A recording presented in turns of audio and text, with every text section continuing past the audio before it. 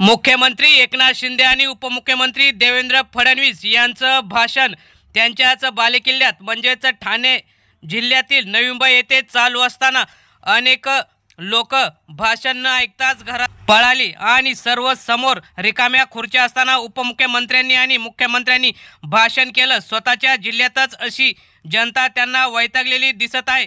तो व्हायरल झालेला व्हिडिओ आपण बघूया। राज्याचे उपमुख्यमंत्री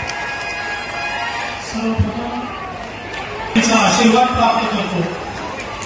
हिंदवी स्वराज्याचे संस्थापक उपस्थित असलेले आपल्या राजनजी टक्के, देवानंदजी भोईर, तानाजी पाटील, विशाल पाटील, रामचंद्र भरत, शिवाजी पाटील, महासिंग सुभरकर। तुम्ही बघितलं समोर नेत्यांचं भाषण सुरू आहे आणि जनता ही मात्र तेथून रिकाम्या खुर्च्या घेऊन जात आहे। त्यामुळे एकनाथ शिंदे आणि देवेंद्र फडणवीस यांनी जरी मोठ्या योजना आणल्या तरी जनता मात्र त्यांना पसंत करत नाही। त्यामुळे येत्या काळात महाविकास आघाडीचा झेंडा फडकत उद्धव ठाकरे हेच मुख्यमंत्री होतील यात काही शंका नाही। तुम्हाला काय वाटतं या बातमीविषयी?